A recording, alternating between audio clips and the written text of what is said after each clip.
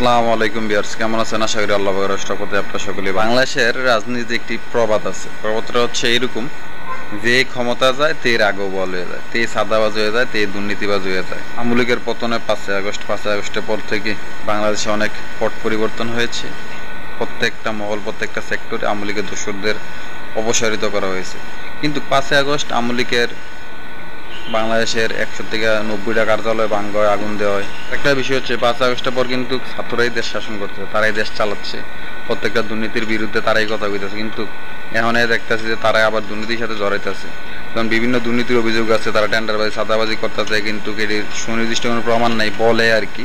বিভিন্ন দল বলে তাদের সম্পর্কে যে তারা নাকি এখন নতুন করে সাদাবাজ জন্মাইছে, কিন্তু তাদের নতুন করে একটি দফলের অভিযোগ কি বাস্তব প্রমাণ।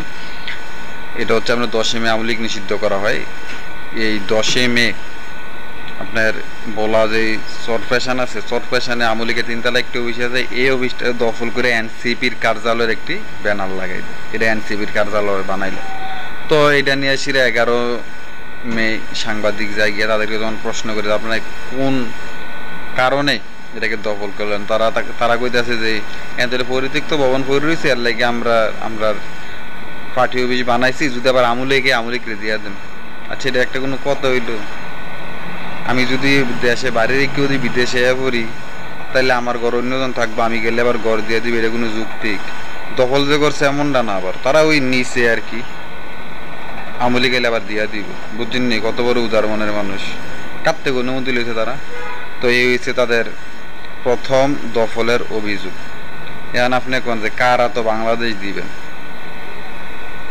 আবার আরেক জায়গায় দেখছি, এটা কোনটা সঠিক ভুলে গেছি, যে আমলিগের অফিস দখল করে মসজিদ দিছে, নামাজ পড়তেছে। যাক, ভালো কথা, না নামাজ পড়তেছে, আমলিও কিছু সব পাইব, যে তারা নামাজের উদ্যোগ রয়েছে তারাও কিছু সব পাইব, ভালো আগাম। কিন্তু এনসিপির অফিস দিয়েছে, তারা কিছু আদায় করবো? এর লেগে কয় যে ক্ষমতা যায় তে রাগও বল হয়ে যায়। যেমন এনসিপি ক্ষমতা আইতে না আইতে আমলিগের অফিস দখল করে তারা নিজের অফিস দিয়া লাইছে, এটাই বাস্তব প্রমাণ। কোনোদিনও বাংলাদেশ আর ভালো হইতো না। আসসালামু আলাইকুম।